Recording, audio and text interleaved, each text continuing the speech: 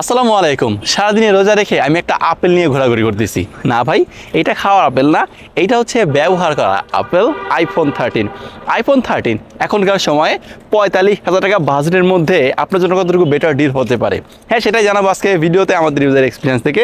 যেহেতু এটা আমরা এনে ব্যবহার করতেছি বেশ কয়েকদিন ধরে, আমাদের ইউজার এক্সপিরিয়েন্স থেকে আইফোন 13টা কেমন, 45,000 টাকা এইটা কতটুকু ভ্যালু ফর মানি, সমস্ত কিছু জানতে পারবেন। এখন আইফোন কখনোই তো ভ্যালু ফর মানি ফোন হয় না, বাট আইফোনের জন্যই আইফোন এগিয়ে থাকে। তবে কিছু কিছু ক্ষেত্রে আমার কাছে মনে হয়েছে কি, এই 2025 সালে এসে যদি 45,000 টাকা বাজেট হয়, সেই জায়গায় কিছু ক্ষেত্রে আইফোন 13টাই বেস্ট। কেন বেস্ট, কিসের জন্য বেস্ট, সেটা আজকে ভিডিওতে এক এক করে এক্সপ্লেন করব। তাহলে চলেন শুরু করা যাক। দেখেন, এই 2025 সালে আইফোন 13টা হাতে নেওয়ার পরেই না এই ফোনটা দিয়ে আমি বেশ কিছু ছবি ক্যাপচার করছি, লো লাইটে, রাত্রের বেলা, দিনের বেলা। তো ফটো সেকশন নিয়ে বা ক্যামেরা সেকশন নিয়ে তো কথাবার্তা অবশ্যই বলবো, বাট তার আগে দেখে নেই এটার ডিজাইনটা কেমন আছে বা 2025 সালে সেইটা কতটুকু তাল মিলাতে পারতেছে। একইভাবে এটার পেছনে জাস্ট দুইটা ক্যামেরা আছে, দুইটা ক্যামেরাই 12 মেগাপিক্সেল করে, পাশাপাশি অ্যাপেলের সেই চিরাচরিত লোগোটা। আপনি ডান পাশে জাস্ট একটা পাওয়ার বাটন পাবেন, আর বাঁ পাশে অ্যালার্ট স্লাইডারের পাশাপাশি একটা volume button and power button. তবে আইফোন 13 আপনি কিন্তু দুইটা সিম ব্যবহার করতে পারবেন, একটা হচ্ছে ই সিম আর আরেকটা হচ্ছে ফিজিক্যালি সিম। মোটামুটি প্রতিটা ফোনেই কিন্তু এরকম সিমের ব্যবহারের অপশন আছে। আমাদের হাতে এটা হচ্ছে সিঙ্গাপুর ভেরিয়েন্ট, একইভাবে এতে একটা ই সিম আর একটা ফিজিক্যালি সিমেরও কিন্তু অপশন আছে। আইফোন 13 আইপি রেটিংয়ের জায়গায় 68 প্রোভাইড করছে। তার ফলে হয় কি, এইটা 6 মিটার পানির নিচে 30 মিনিট থাকতে পারবে, অর্থাৎ 30 মিনিটের জন্য এটা 6 মিটার পানিতে সার্ভাইভ করতে পারতেছে। দুই পাশে কর্নিং গোয়েলা গাছের প্রোটেকশন আছে, ফ্রেমটাও অ্যালুমিনিয়ামের। সেই ক্ষেত্রে হ্যাঁ, ফোনটা হাতে নিলে সেই প্রিমিয়াম ভাইব পাওয়া যায়, মনে হয় না অবশ্যই একটা দামি ফোন হাতে নিয়েছি। আবার সেই জায়গায় অ্যাপেলের এই চিরাচরিত লোগোটা থাকলে পরে তো কথাই নেই। যেহেতু এইটা অ্যাপেলের নন প্রো মডেল, তো ওইরকমই একটা ভাইবই পাইতেছি আইফোন 13টা ইউজ করে। বেশ হ্যান্ডি, কম্প্যাক্ট, 174 গ্রাম হচ্ছে এর ভর। হাতে নিলে অতটাও বাল্কি ফিল হয় না, যেহেতু 6.1 ইঞ্চির একটা ফোন, সেই জায়গায় বেশ কম্প্যাক্ট এবং প্রিমিয়ামই লেগেছে আমার কাছে। তো ডিজাইন এই জায়গায় এইটা 2025 সালে এখনও বলবো অনেকটাই তাল মিলাতে পারতেছে। এখনকার সময় বেশ স্ট্যান্ডার্ড মেনটেন করে এই ডিজাইনটা, আমার কাছে ডিজাইনটা ভালো লেগেছে। ডিজাইনের জায়গায় এই 2025 সালে এসে এটাকে আমি মার্ক দিব 10-এর জায়গায় 7। আমার কাছে এমনটাই মনে হলো। আপনি আইফোন 13 ডিজাইনকে 10-এর জায়গায় কত দিবেন সেটা অবশ্যই চাইলে আমাদের কমেন্ট সেকশনে জানাতে পারেন। আর হ্যাঁ, আজকে ভিডিওর স্পন্সর হচ্ছে নুন টেলিকম। এইটা সৌদি আরবের একটা শপ, রিয়াদে তাদের শপটা আছে। আমি তাদের যাবতীয় ইনফরমেশন, তাদের মোবাইল নাম্বার আমি ডেসক্রিপশন বক্সে দিয়ে রাখবো। তো এটার দামটা বলে নিই তাহলে, সেক্ষেত্রে এইটার দাম রিয়াদ রিয়াল অনুযায়ী 1400 টাকা বা 1450 টাকার আশেপাশেই পেয়ে যাবেন। এখন এই টাকাকে আপনি বাংলাদেশি 32.50 দিয়ে গুণ করে দেখেন কত টাকা হয়। সো যে রেটটা আসবে, আমি দেখলাম কি মোটামুটি আপনার 47-48 হাজার টাকার মতো আসতেছে।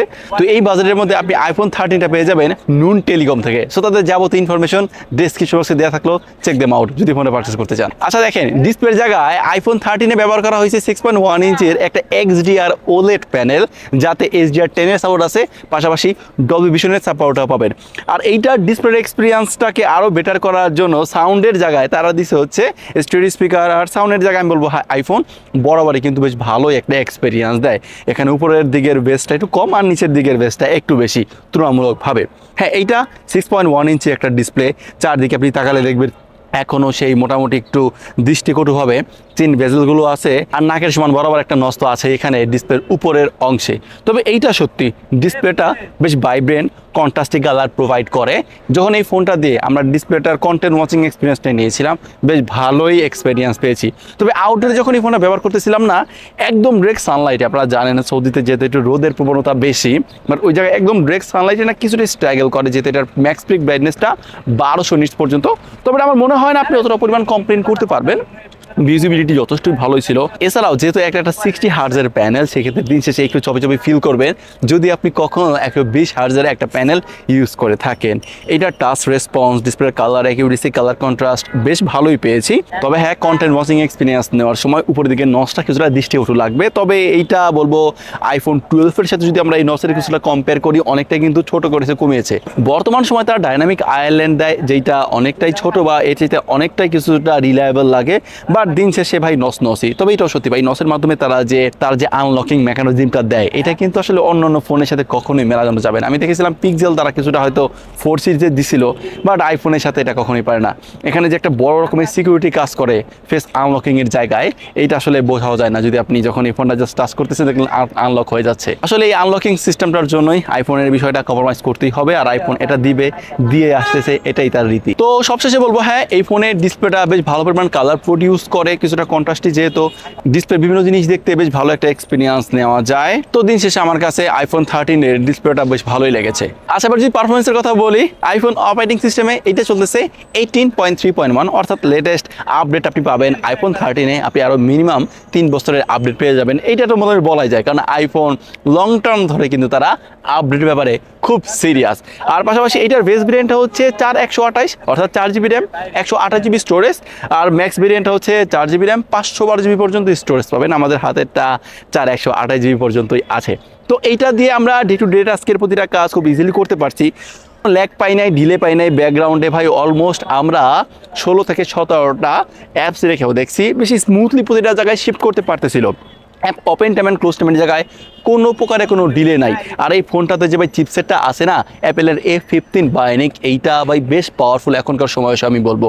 এই ফোনে চিপসেট দিয়ে আপনি যাই প্রেশার দেন, এটা খুব ইজিলি নিতে পারবে, কোনো প্রকার কোনো সমস্যা নাই। আবার পাশাপাশি যদি আমরা এটা দিয়ে গেমিংয়ের কথা বলি, এটা দিয়ে আমরা পাবজি খেলেছি, অ্যাসফাল্ট 9 খেলেছি, পাশাপাশি 2D এক্সপিরিয়েন্স এটা তো নিয়েছি, বাট কোনো জায়গায় আমার কাছে ওটাও চপি ফিল মনে হয় নাই। হ্যাঁ, তবে পাবজির জায়গায় এটা সর্বোচ্চ আপনার যেহেতু HDR এক্সট্রিম পর্যন্ত সাপোর্ট দিচ্ছিল, আমরা লং টার্মেও কিন্তু অতটা পরিমাণ হিটিং ইস্যু পাই নাই এই আইফোন 13 থেকে।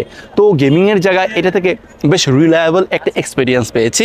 আর যদি ডে টু ডে লাইফে নর্মালের কাছে কথা বলি, এইটার ক্ষেত্রে ভাই যতটাই প্রেশার দেন এটা নিতে পারতেছে, এটা অ্যাবজর্ব করতে পারতেছে, সেই জায়গায় কোনো প্রকারে কোনো সমস্যাই হচ্ছে না। তো পারফরমেন্সের জায়গায় বলবো, হ্যাঁ যদি এই বাজেটে আমরা অন্যান্য ফোনের সাথেও কম্পেয়ার করি, আইফোন 13 এখনও বলবো দি বেস্ট।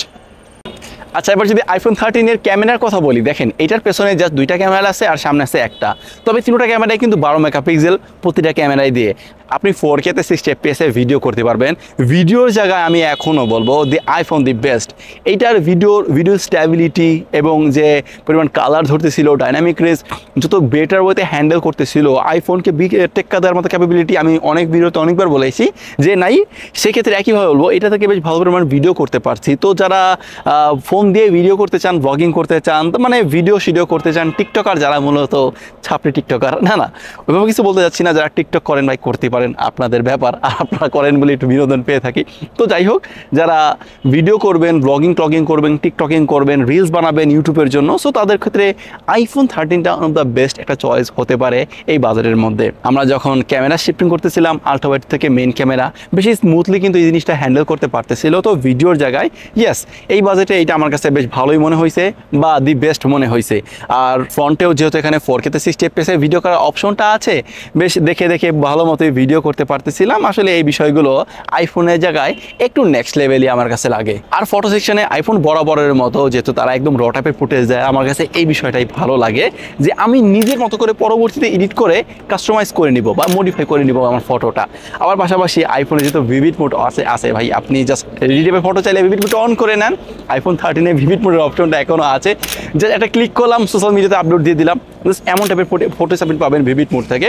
তবে অবশ্যই এইটার যে ব্যাক ক্যামেরার dynamic range, colour accuracy, colour contrast বেশ ভালোই পেয়েছি, বেশ ন্যাচারালি পেয়েছি। শ্যাডো এরিয়াতে কিছুটা স্ট্রাগল করে, আমরা যখন লো লাইটে বেশ কয়েকটা ছবিতে তুললাম তখন দেখলাম যে হ্যাঁ অবশ্যই জুম করলে অনেকটাই নয়েজ আর গ্রেডিয়েন্টটাকে লক্ষ্য করা যায়, বাট স্টিল যে আউটপুটটা দিচ্ছে এইটা বেশ মনোমুগ্ধকরই কিন্তু ছিল। তবে আপনি যদি দিনের বেলায় আইফোন 13 দিয়ে কোনো ছবি ক্যাপচার করেন ভাই, অন পয়েন্ট আপনি ছবি পাবেন।